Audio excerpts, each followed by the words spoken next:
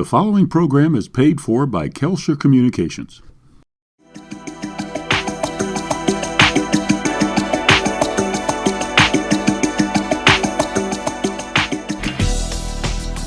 Winston-Salem, a city built on tobacco, textiles, technology.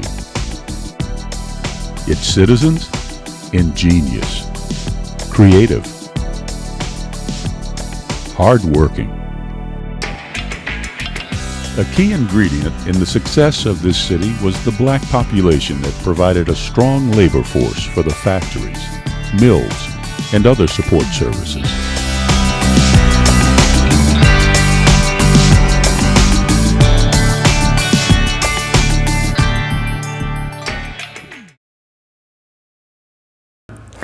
Hello, everybody, and welcome to The Rise to Prominence. This is the second show of a four-part documentary that delves into Winston-Salem's African-American history. Now, the stories that you are about to see today are told by the people whose leadership and service continues to have a positive impact today. I'm Margaret Johnson, here with J.P. Beaty, the producer of the program. J.P., this week's show is centered around education and theatrical art. So tell us a little bit about the people that are featured today. In this week's show, Margaret, we talk about education and then we talk about theatrical arts. In anything you do, education, as you know, is the core. You got to have a good education to be successful at anything, most of the time.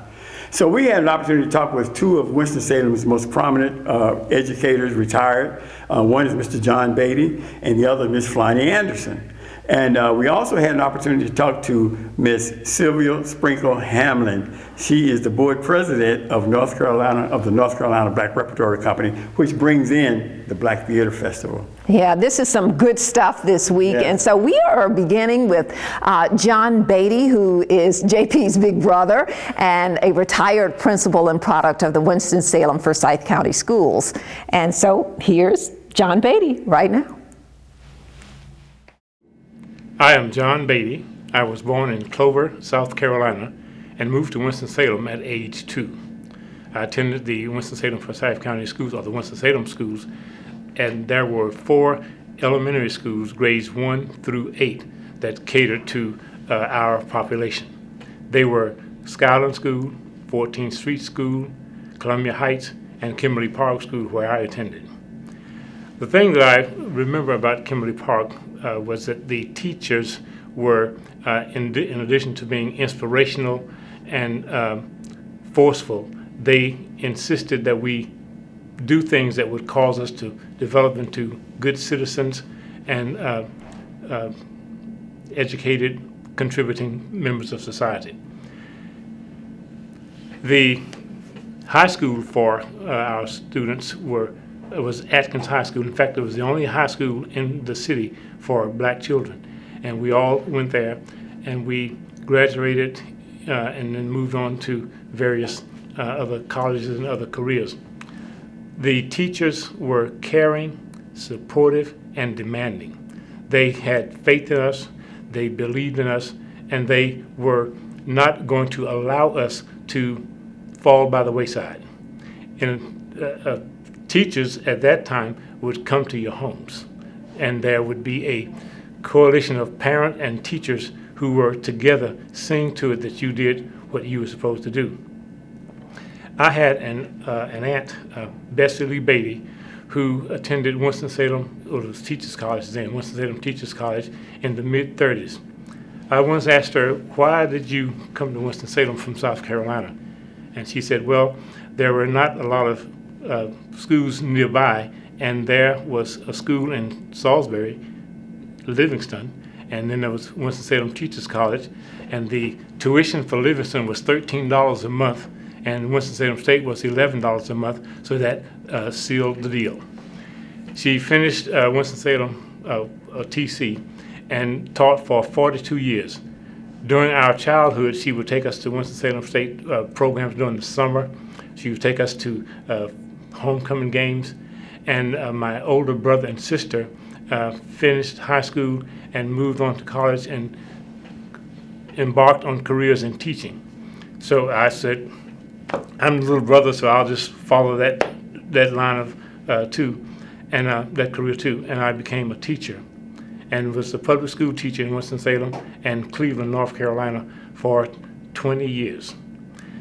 During that time, I did graduate work at Appalachian State University and A&T State University, and moved on to become an assistant principal for 4 years. And I was later appointed a principal and spent 12 and a half years as principal.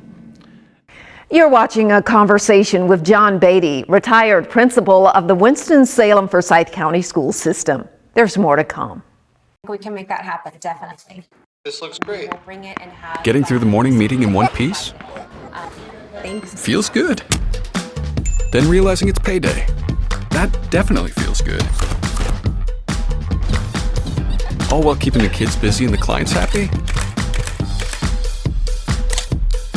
You're unstoppable. With a Wells Fargo checking account, you can bank without missing a beat.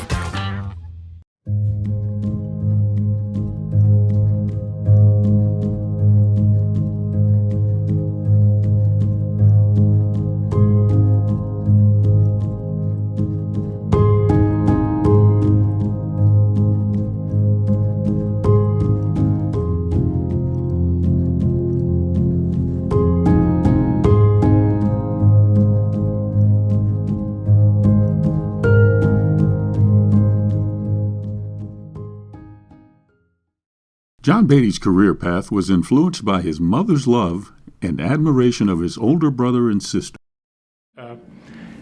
I tried to do what would make my mother proud of me and try to not disappoint her. And that caused me to do those things that were necessary, even if they were not fun, even if they were not what I would prefer doing. I did them because they were the things that she expected of me, and they were the things that my brothers and sisters, my older brother and sister, who had led the way.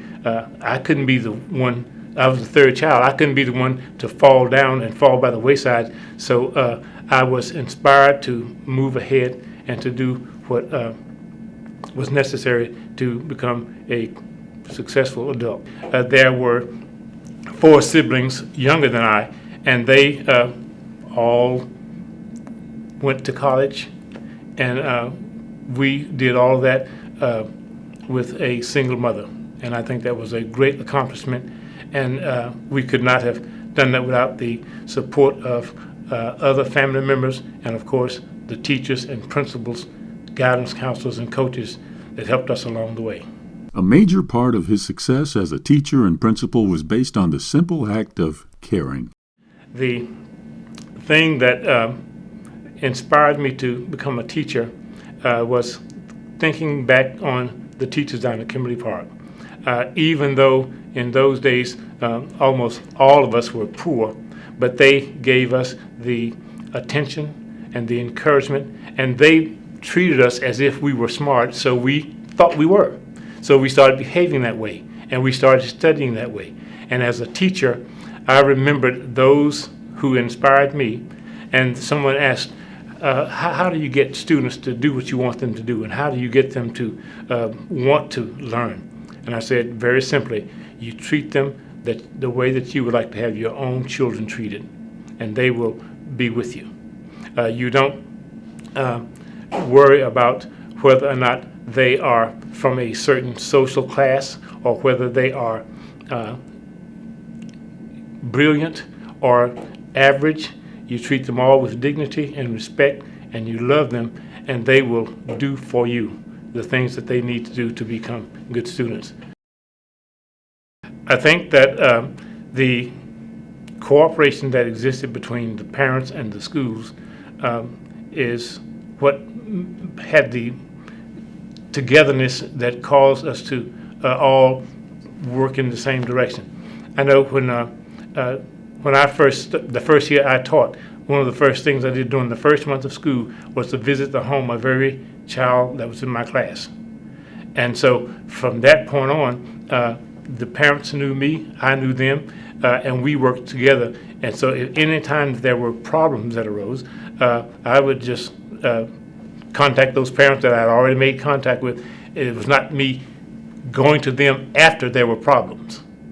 It was having made a connection and had a relationship prior to any problems that came up, and that smoothed the road to some decent resolution. His leadership and dedication did not go unnoticed. During his career, he received several awards and recognitions. I was appointed assistant principal at Ashton Middle School, and I later became the principal there. And I guess the highlight was in 1984 when I was chosen or presented with the honor of being the Winston-Salem Forsyth County Schools Principal of the Year.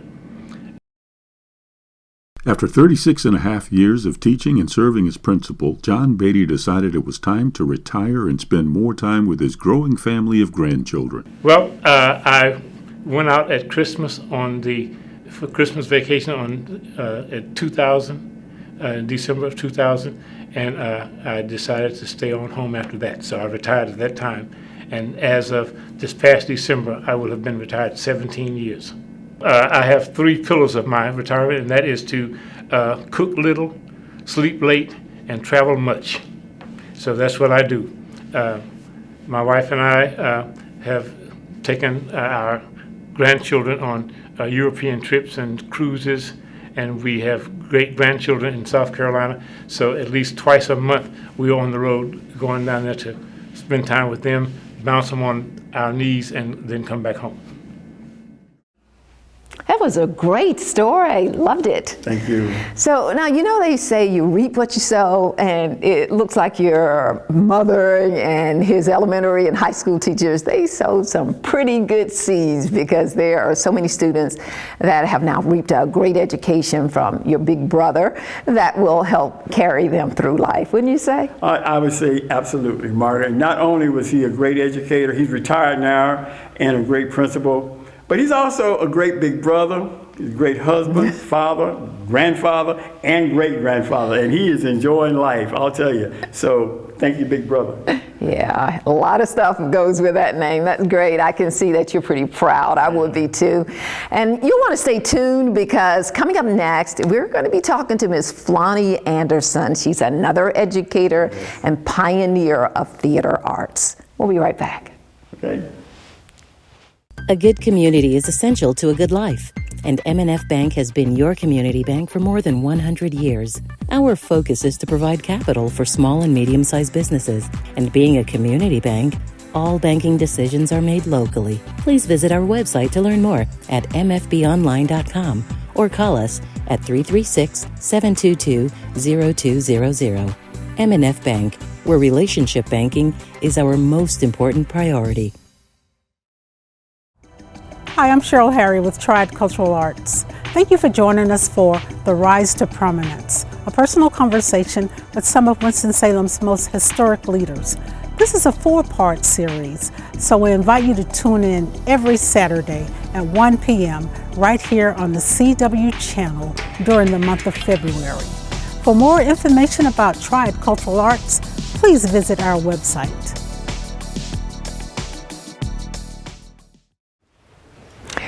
Welcome back to The Rise to Prominence. This is a 4-part documentary about the lives and contributions to the city by some of Winston-Salem's most influential African-American citizens. Now, this is the second show of the series, and in this segment, JP, we got a chance to learn about the life of Miss Flonnie Anderson, a pioneer educator in the field of theatrical arts and language arts. Absolutely, Margaret. And just coincidentally, Mrs. Anderson is the mother of my good buddy and one of our associate producers, Rudy Anderson, who worked with me at WXII. It's a small world, certainly, after all. So here's Rudy's mom, Miss Flonnie Anderson. When I graduated from West Virginia State College at the age of 19, I returned to my hometown with a dream, with a vision, to start a community theater. I knew that my community had no community theater for those of us across 52 persons of color. I knew about the Little Theater of Winston-Salem, but I knew that we were not privy to being invited to become a part of that. So I wanted my community to have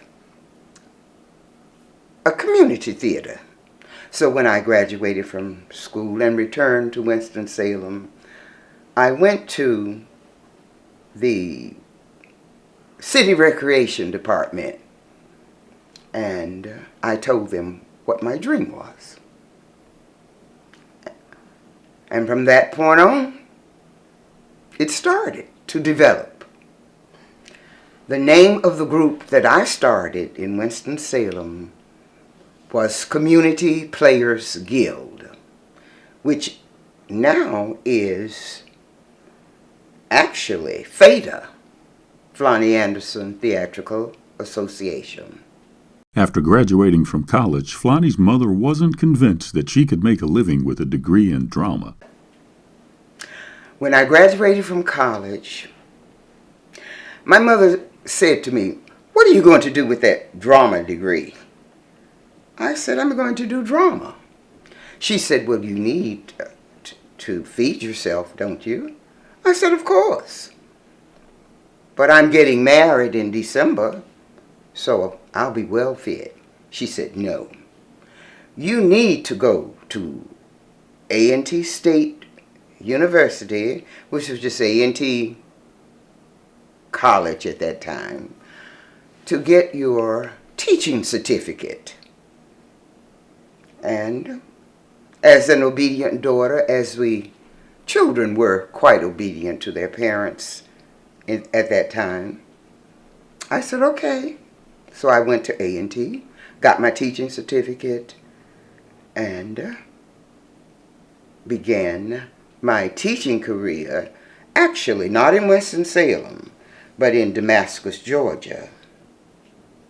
While teaching in Damascus, Georgia, Flonnie Anderson started a speech team for her high school students. She then entered them into a speech festival held in Atlanta, and they won first place. After that, I decided that, well, I probably needed to apply for a job with the Winston-Salem-Forsyth County school system, which I did. My first job was at Atkins High School. I taught there for a year before I went to Anderson Senior High School at the request of the principal of Anderson. Well, at Anderson, I taught drama. I taught yearbook.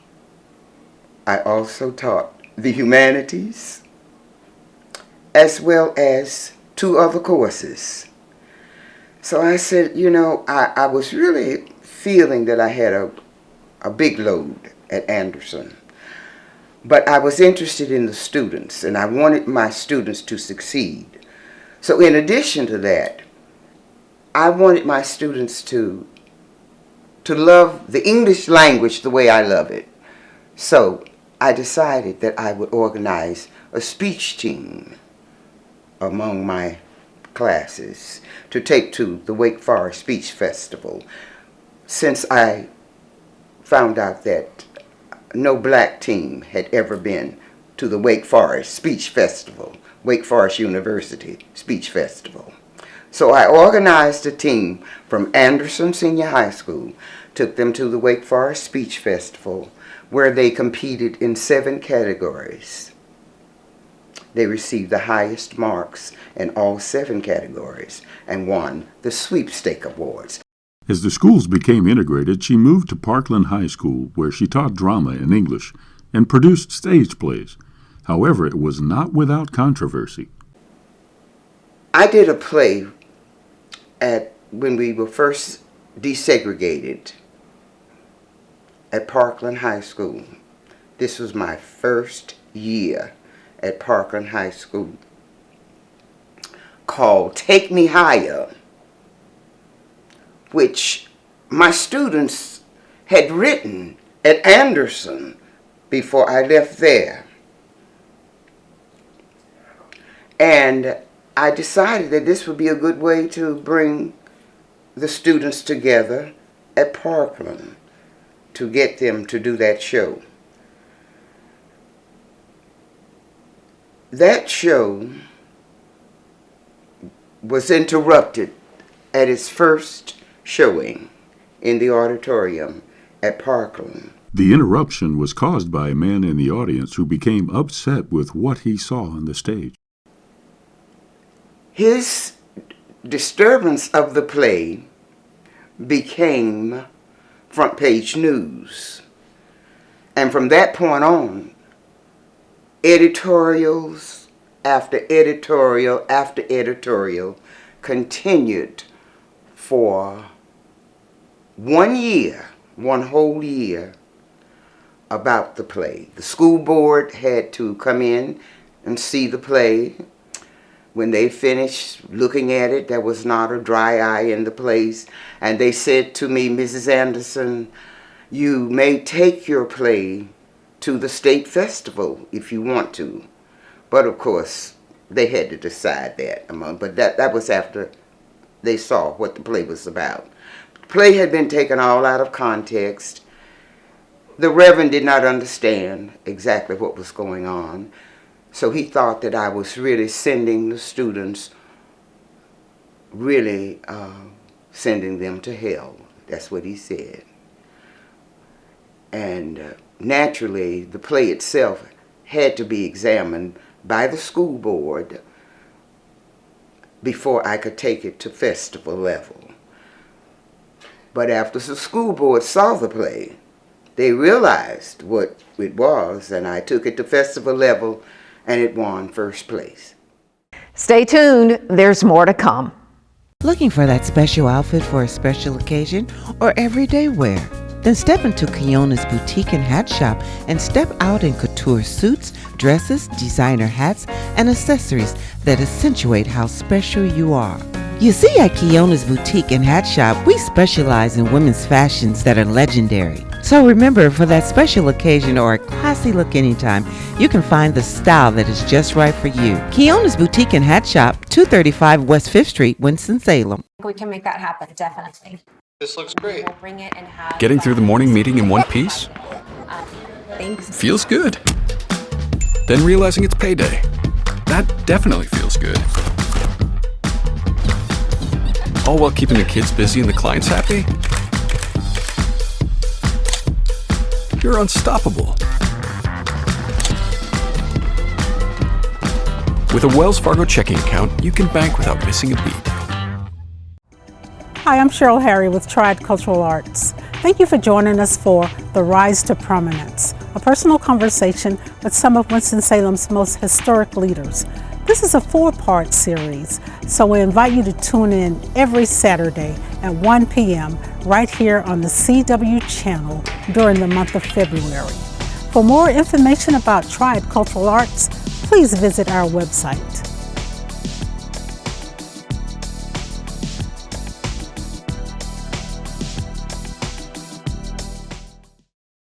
Flonnie Anderson's goal of integrating the Little Theater of Winston-Salem was accomplished when she was selected for a role in one of their plays. I auditioned for one of their plays, The Crucible, and I was cast in the part of Tituba, if you know anything about it. But anyway, I was cast in the part of Tituba. But from that point on, the Little Theater of Winston-Salem not only began casting those of us of color in their plays, but this really also released them from having to paint their actors and actresses black for black roles that they, wanted to have in their plays. So it just sort of freed up a lot of things in Winston-Salem as far as race relations were concerned, and we just had a ball. Flonnie's passion for teaching extended beyond Parkland High School as she continued to build her legacy. When I left Parkland High School, I was asked to teach the first class at the Career Center in Advanced Placement English. So I went to the Career Center. So you can see I spent my 31 years from Atkins to the Career Center. And I retired in 1989. Retirement for Flonnie Anderson does not mean sitting around and doing nothing. She continues to live an active life, enjoying her passion for theatrical arts and teaching proper speech. Well, since I retired, I've been directing plays. I've created my one-woman show. I have also been teaching young people about stage decorum, how to improve their, just speech in general in order to not only make themselves heard on stage, but also to communicate, clearly with people that they come in contact with. Over the course of her career, she's been recognized for her commitment to education and theatrical arts. In receiving a recognition like that, women of distinction in the arts,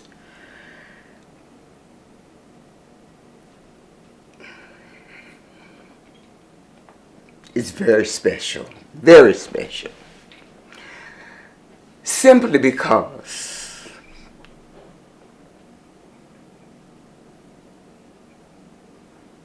when I came out of college, I only wanted to help my people. And I really felt that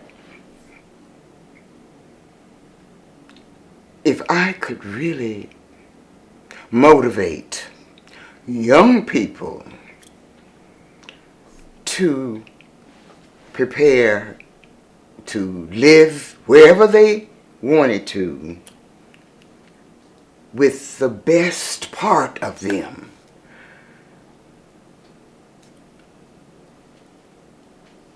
I would have fulfilled my dream, because the community theater that I started in this community, I started it filled with young people, and of course that carried over to into my teaching and all of that. But to have a recognition by the city of Winston-Salem for what I have loved to do my entire career is very special. And it really touches my heart that I have made a difference. With many years of experience and involvement with youth and community organizations, Flonnie Anderson offers this advice. Follow your dream, no matter what. Keep on going.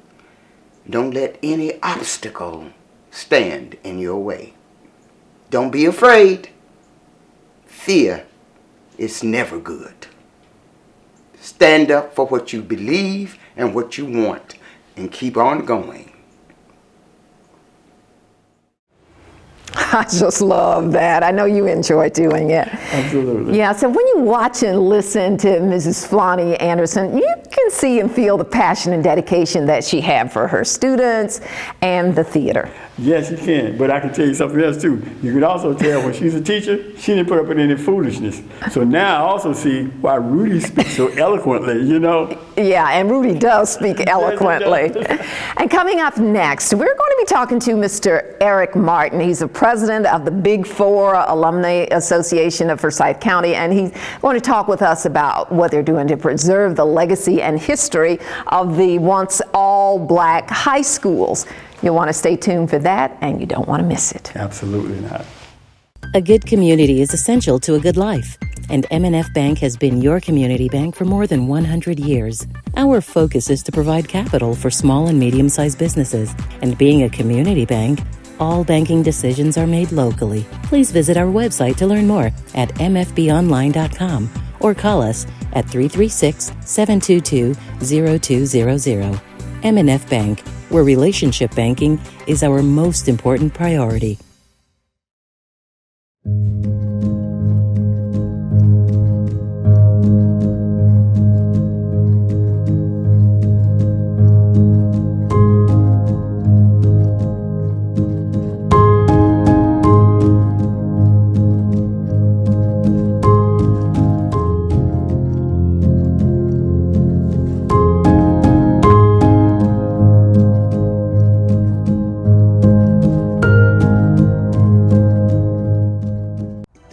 Hi, I'm Cheryl Harry with Triad Cultural Arts. Thank you for joining us for The Rise to Prominence, a personal conversation with some of Winston-Salem's most historic leaders.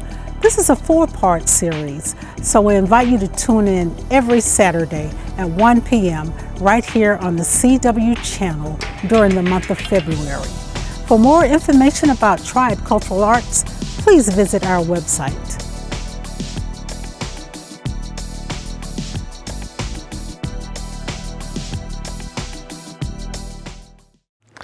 The Big Four Alumni Association was formed over 20 years ago to help preserve the history of the 4 black high schools, Atkins, Carver, Anderson, and Paisley. And JP, you are very familiar with this organization because you are also a graduate of one of the schools, right? Absolutely. I am a graduate of Paisley High School, and I absolutely appreciate what all of these schools have come together to form the Big Four Alumni Association to preserve that history. And they are doing a great job. Let's take a look. The Big Four Alumni Association got started by Anderson High School. They initiated it. They decided in 1994 to have a dance. The dance was successful, brought a lot of people together. About 5,000 people from all of the different schools came together, and that is what triggered this. So once Anderson did that, they got together and they said, well, look, how about each school participating in this? So we started a rotation, and each high school took a turn at producing this Big Four week, and did that for about 20 years. And through attrition, our numbers started to dwindle and everything. So in 2014, we sat down and we decided, okay, let's do this together instead of independently. So we decided that we would come up with what you currently, I'm the president of, is the Big Four Alumni Association of Forsyth County. To celebrate their history with classmates and the community, the Big Four Alumni Association hosts an annual event of fun activities that has something for everyone. We have a week every year that we call the Big Four Week. We have a day of service. We have a luncheon for the teachers that taught at the 4 black high schools. Is our way of showing appreciation. So we have a big luncheon for those that are still with us. We have a church service. We have a choir known as the Big Four Choir, gospel choir. We also put on an event that Friday evening after the church service. We usually have a play, a comic, something to come in. And we top it off that Saturday with a dance gala. And we've been having some real nice performers come in and everything. And that's an annual event we have.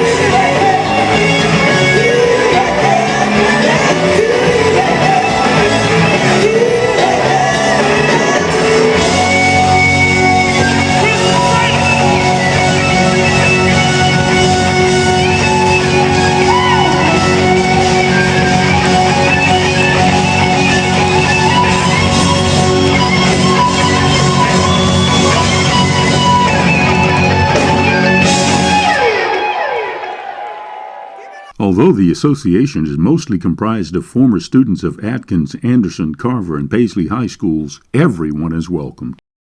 The Big Four Alumni Association welcomes participation from the public. We're open to the public. We understand that in order to preserve this legacy, we're going to need people that didn't attend Big Four schools, because the four schools were created back when segregation existed. So now it's open to the public. Our events are open to the public. That's the only way that we'll sustain our legacy, and we're able to generate revenue to perpetuate and keep our legacy going. So as far as participation, we're open to anybody in the city, county, because we feel that the Big Four is a part of Winston-Salem, Forsyth County. And that's what we're trying to preserve, is that piece of Winston-Salem, Forsyth County, especially the part to whereas Black history somewhat is diminishing. So we're trying to preserve that piece of Black history so that my grandchild and their children will know that once upon a time there was 4 Black high schools in Winston-Salem. JP, it is so good to see the work that the Big Four Alumni Association is doing to preserve the rich history of their high schools. Yeah, it is great, Margaret, and I try to pitch in and help out every now and then whenever I can. When they have the Big Four galas, we help out with the concerts and all that stuff, and it's a lot of fun. And I really, really appreciate that organization. If you'd like to learn more about the Big Four organization, you can just go to their website, which is big4fc.org. All right, and up next, an amazing lady with an amazing organization. We're talking about Miss Sylvia Sprinkle-Hamlin, and we've got that Marv-tastic story when we come back. Looking for that special outfit for a special occasion or everyday wear? Then step into Keona's Boutique and Hat Shop and step out in couture suits, dresses, designer hats, and accessories that accentuate how special you are. You see, at Keona's Boutique and Hat Shop, we specialize in women's fashions that are legendary. So remember, for that special occasion or a classy look anytime, you can find the style that is just right for you. Keona's Boutique and Hat Shop, 235 West 5th Street, Winston-Salem. We can make that happen, definitely. This looks great. We'll bring it and have Getting through the morning meeting in one piece? Thanks. Feels good. Then realizing it's payday. That definitely feels good. All while keeping the kids busy and the clients happy? You're unstoppable.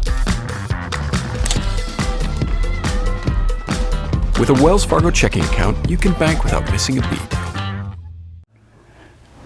Well, we have all probably heard of the National Black Theater Festival. It's been bringing big talent and big crowds to Winston-Salem since 1989, JP, a long time. Yeah. Well, today we're going to meet the woman behind the scenes of this Marv-tastic event. We're talking about Miss Sylvia Sprinkle-Hamlin. And she is another amazing woman. The history of the North Carolina Black Repertory Company and the National Black Theater Festival is a very interesting one. Larry Leon Hamlin was the founder and artistic director of the North Carolina Black Repertory Company. And he came to Winston-Salem in 1979 because of a family emergency. And he started the North Carolina Black Repertory Company. The North Carolina Black Repertory Company was the only Black professional company, African American professional company in the state of North Carolina. And he wanted to start a professional company because this is something that he was doing when he lived in Providence, Rhode Island. And because he had to move here because of a family emergency, he wanted to continue his profession. And he decided that it would be a professional company rather than a community theater because he felt that the actors, singers, dancers, musicians should earn a living because, you know, they're very talented and they put in a whole lot of hard work. So this is how he started his professional company. With a passion for acting and a need to support the productions, Larry Leon Hamlin had to find an answer. In 1988, Larry had gone to a conference in Atlanta, and he met with many different theater companies, African American theater companies, and they were talking about the challenges they have, running a theater company. And he realized that many of the companies were facing the same types of challenges, and a lot of the companies didn't know the other companies existed, and he felt that they needed to come together. And at first he was planning to have a conference, and then he said, no, we should do a festival. We should do a festival, we should have plays, we should invite people to come and see what we're all about. So in 1989, we had our first festival. And what was so surprising about the festival was people within the Winston-Salem community didn't really think it would happen. And we were saying we were going to have all these celebrities to come, and they didn't really believe us. Dr. Angelou played a great part in us in the first festival. She invited all of her celebrity friends that was in a play that she was in on Broadway called The Blacks. And she also invited her special friend, Oprah Winfrey, to come to our first festival. And we had this wonderful gala. Tickets were $50, and the community people first didn't buy into it. And by the time they realized that it was really going to happen, we had sold most of the tickets. So I think that the festival in 1989 was one of my favorite festivals because it was the beginning, it was excitement. We had about 10,000 people who showed up. We started adding components to the festival, and people started really believing that we were gonna really do festivals from year to year. We decided we could only do a festival every other year because it takes a lot of energy. Learn more about the Black Theater Festival when we come back. A good community is essential to a good life, and M&F Bank has been your community bank for more than 100 years. Our focus is to provide capital for small and medium-sized businesses, and being a community bank, all banking decisions are made locally. Please visit our website to learn more at mfbonline.com or call us at 336-722-0200.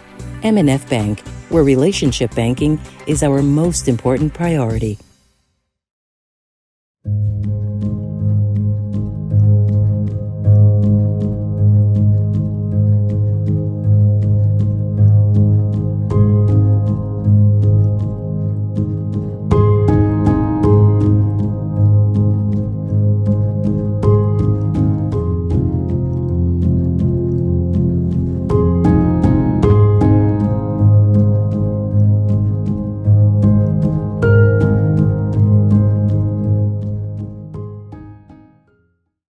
The success of the Black Theater Festival also helped other businesses and had a very positive impact on the city's economy.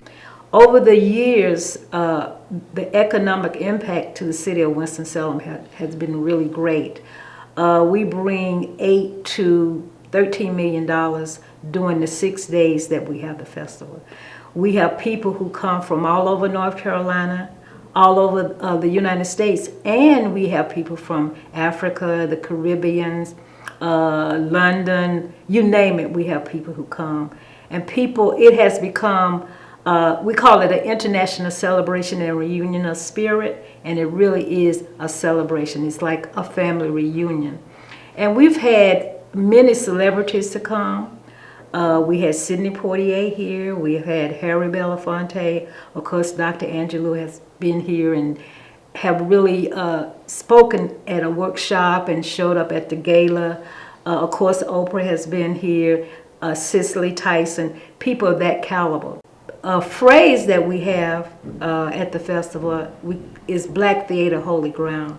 And I guess you wonder how we got to that phrase. It is something that Larry Leon Hamlin created. He felt that this is where Black people come to celebrate theater, to celebrate themselves, to celebrate our story, and it is holy ground. And not only is it holy ground, but it's also mob-tastic, which is another word that he created to describe the festival. Stay tuned, there's more to come. We can make that happen, definitely. This looks great. We'll bring it and have Getting through the morning meeting in one piece? Thanks. Feels good. Then realizing it's payday. That definitely feels good. all while keeping the kids busy and the clients happy? You're unstoppable. With a Wells Fargo checking account, you can bank without missing a beat. Looking for that special outfit for a special occasion or everyday wear? Then step into Keona's boutique and hat shop and step out in couture suits, dresses, designer hats, and accessories that accentuate how special you are. You see, at Keona's boutique and hat shop, we specialize in women's fashions that are legendary. So remember, for that special occasion or a classy look anytime, you can find the style that is just right for you. Keona's boutique and hat shop, 235 West 5th Street, Winston-Salem. Hi, I'm Cheryl Harry with Triad Cultural Arts. Thank you for joining us for The Rise to Prominence, a personal conversation with some of Winston-Salem's most historic leaders. This is a 4-part series, so we invite you to tune in every Saturday at 1 p.m. right here on the CW channel during the month of February. For more information about Triad Cultural Arts, please visit our website.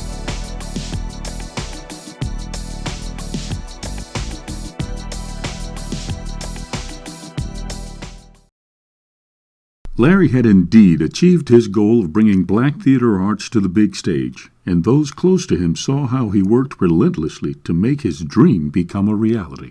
Larry Leon Hamlin was a very creative person, and he would come up with all kinds of things that was real creative. He was a theater person. That was his life. I think that's all he thought about was theater and how he could make it even better. And this festival was just something that he really enjoyed doing. As a matter of fact, he would stay up the festival ran from Sunday to Sunday. And he would be up every night, all night long. And I would say to Larry, why are you staying up all night long? He said, this might be my last festival. I want to enjoy all of it.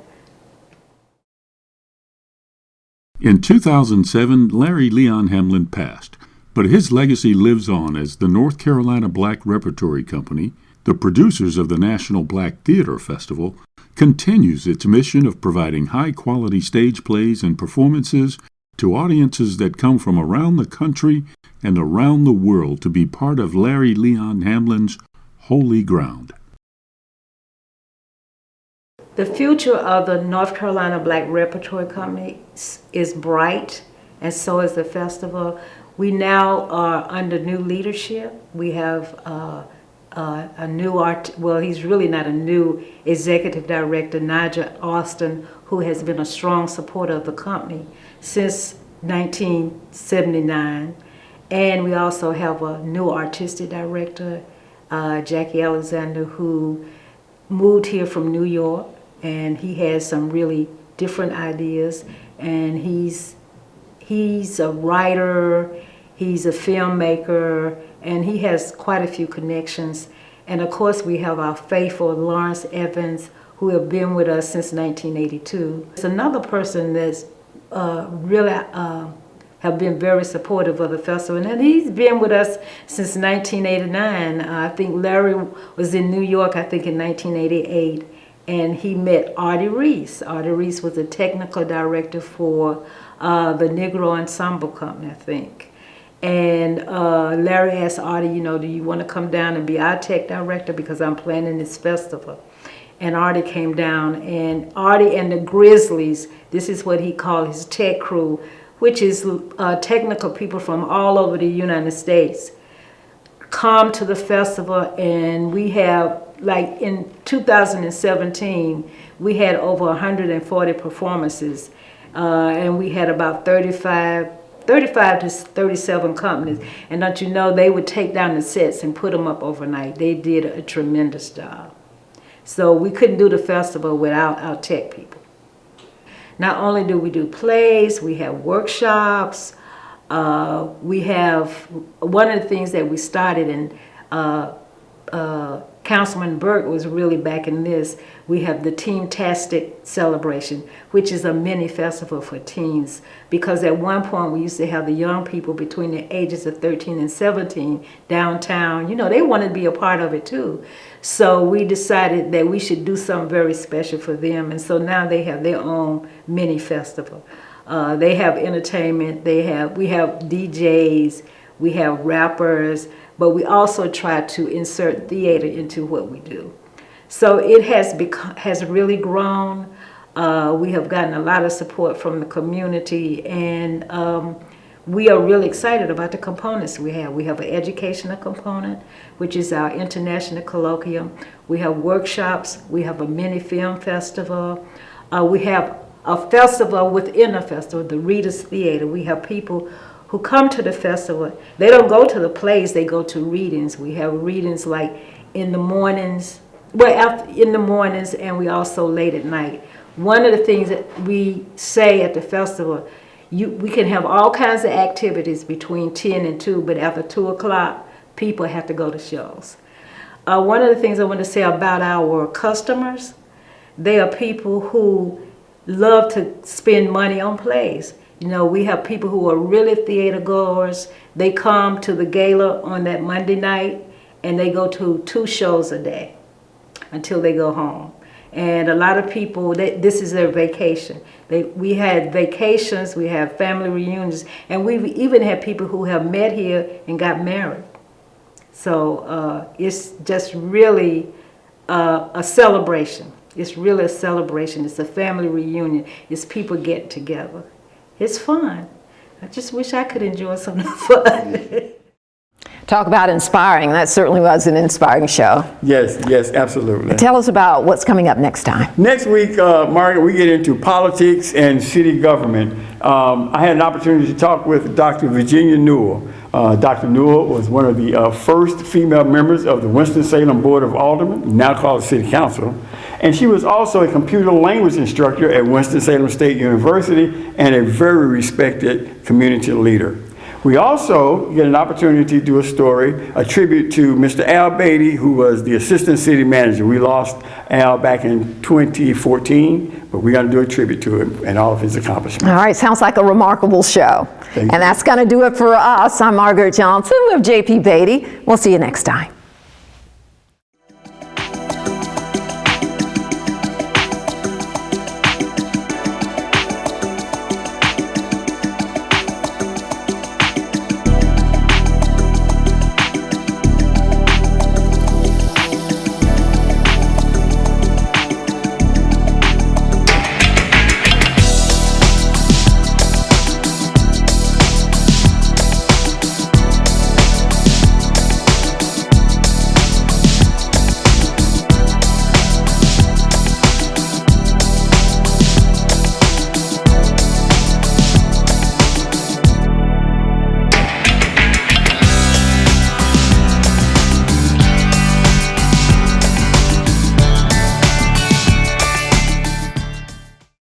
The preceding program was paid for by Kelsher Communications.